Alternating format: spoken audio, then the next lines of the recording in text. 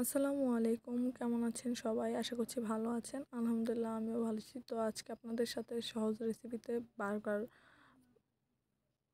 রেসিপিটা শেয়ার করব। তো এখানে প্রথমে আমি চিকেন নিয়ে নিয়েছি। চিকেনের মধ্যে আদা রসুন বাটা, হলুদ মরিচের গুঁড়ো, গরম মশলা গুঁড়ো, জিরা গুঁড়ো আর স্বাদ মতো লবণ আর 1 পিস লেবুর রস চিপিয়ে দিয়ে দিচ্ছি। তার মধ্যে দিয়ে দিচ্ছি হোমমেড টমেটো সস। এখন সমস্ত উপকরণগুলিকে একত্রে মিশিয়ে নিব।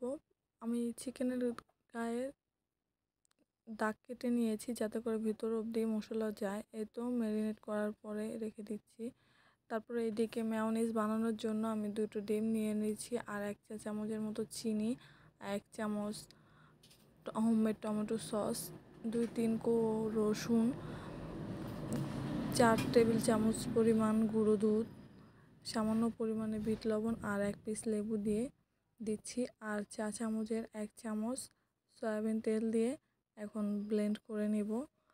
কিছুটা সময় ব্লেন্ড করার পরে এই তো ঘনত্বটা দেখতে পাচ্ছেন। আর কিছুটা সময় ব্লেন্ড করে নিব, তারপরে একটা সাইডে রেখে দিব। এইদিকে হচ্ছে ম্যারিনেট করে রাখা চিকেনগুলোকে এখন কোট করে নিব, যেভাবে চিকেন ফ্রাই কোট করে। এই তো আটার সাহায্যে কোট করে আবার পানিতে ভিজিয়ে আবারও এরকম করে বেশ কয়েকবার কোট করে নিয়েছি। এখন হচ্ছে ডুবো তেলের মধ্যে ভেজে নিব মুচমুচে করে। পর্যাপ্ত পরিমাণে তেলের মধ্যে ভাজতে হবে।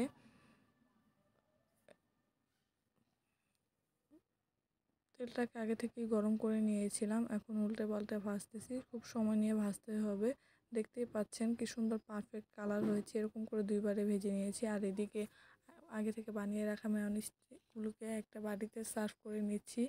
আর এদিকে আমার চিকেন ফ্রাই করাও হয়ে গেছে। আর এখানে সরষা, পেঁয়াজ, কাঁচামরিচ কেটে নিয়েছি। আর এই যে বান, আমি ওই যে রেগুলার বনরুটির যে বানগুলো আছে সেগুলো দিয়ে আজকে বার্গারটা তৈরি করব।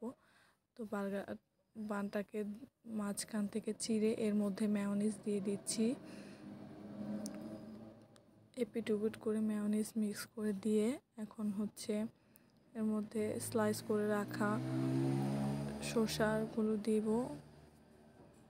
শসা দিয়ে ডেকোরেশন করে নেব। শসা দেওয়া হয়ে গেলে এর মধ্যে ভেজে রাখা ফ্রাইড চিকেনটাকে এখন দিয়ে দিচ্ছি।